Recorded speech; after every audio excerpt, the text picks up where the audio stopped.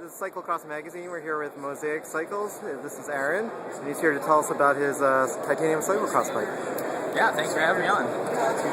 This is a 325 titanium cyclocross bike, a custom blend of butted tubes and thin wall tubes to my liking.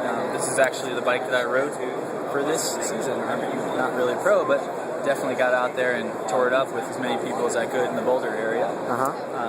Interesting features for this bike that are kind of new for this season, and we'll see a lot more of coming up here in 2012. We have the oversized head tube right here with the Chris King inset and i7 bottom that accommodates the tapered steer tube for the NB fork. So a little bit stiffer front end. It really helps out, shooting your bike into corners and holding those corners really well. Flash to the back over here, we have an integrated seat mast, a little bit of bling there. It also drops quite a bit of weight off of a normal seat post. Gives the bike a nice racy aesthetic look. Doing a standard bottom bracket on this bike with the Campanile CX11 crankset. However, I do the BB30 and the PF30 as well. Do you have a preference? Not yet at this point. It seems like maybe the PF30 is starting to take over the BB30 just because of the sleeve is a little bit better protection, especially for cyclocross. Yep. Is it a stiffer? Potentially a little bit stiffer. Stiff is good sometimes, and sometimes it's not as good. Sure. Tube set on this is a butted tube set, so we have an externally butted top tube and down tube, a super thin wall 028C tube, saves weight on the front end, and then a kind of a standard oversized chainstay to give you the stiffness where you need it and save the weight where you don't need the stiffness.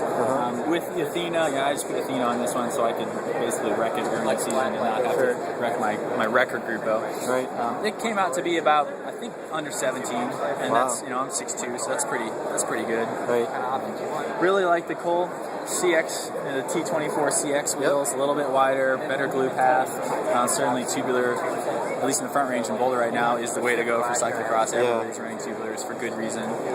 Mounted up with the no-con cables for aesthetic, and obviously they shift really well. Don't have them set up completely internal right now, but will do for the next season. Got it. And that's about it. I mean, there's not much else to say about it other than it's awesome. How long have you been building bikes?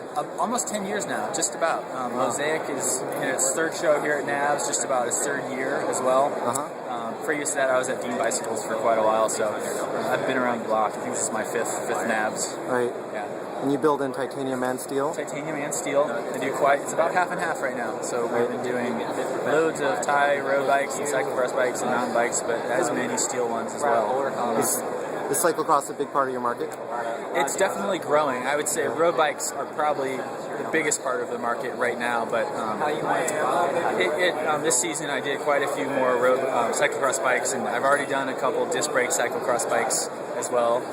And we're going to put together a little front range cyclocross team with the Peloton this year. So you'll probably see Mosaics out there quite a bit more. Awesome. I guess I would also point out the Ventura Owens guys a shout out. They're also a Boulder company, a magnetic water bottle case system. That is pretty awesome for racing right there. You have to train with your bottles on, and you can race with them on. We see a lot of bikes here at NABS with Kempe. We don't see them much in the race fields. Why is that? I don't know, to be honest. Kempe definitely has a little bit less of a following in the cross. Maybe it's the price point. People just don't want to spend a little extra money and wreck whatever components you're on.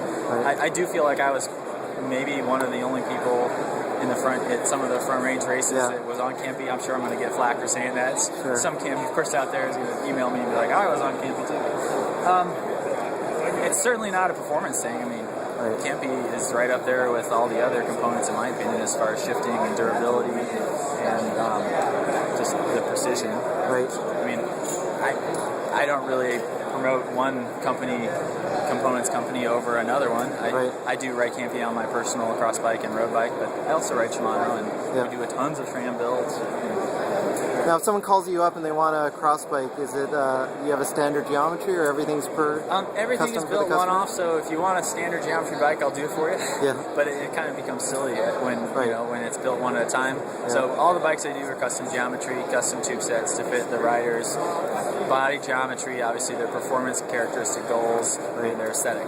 So We do a lot of fitting. I have a very great and small dealer network that I work with in the Front Range and throughout the country right now, and that will be growing soon too. So we'll be adding more Mosaic dealers. I do all the fitting, and then we kind of focus on the frame building end of things as well. Sure. Where do you get your titanium? Titanium is sourced from any number of distributors in the States. A lot of it can be like surplus. It's all aerospace, 325 high-grade titanium. Some of it ends up being 6.4. And I keep in stock a lot of different titanium because with the advantage of titanium is that you can use many different wall thicknesses in different places on the bike to achieve the goals you're looking to get out of it, whether that be super stiff or compliant in the rear or lightweight. It all kind of comes together. Are you doing any discs for cyclocross? Oh, of course. Yeah. I'm not really, I don't want to say I'm anti-disc. I kind of like the old cyclocross aesthetic of cantilever brakes. I mean, sure, they're not super powerful, but I mean, isn't that what cross is all about? It's just getting out there and getting dirty and scrubbing your speed. Who needs a brake anyway, right? Sure. But like I said, I've already done a few disc brake cyclocross bikes, and we're going to see a lot more of it. So part of the custom philosophy is that's you have to cater to that, and for good reason. The systems are coming around, and I think we're going to see some really good things come out of disc brake cyclocross. Great. Awesome. Thanks for your time. Oh, absolutely, yeah. Thanks.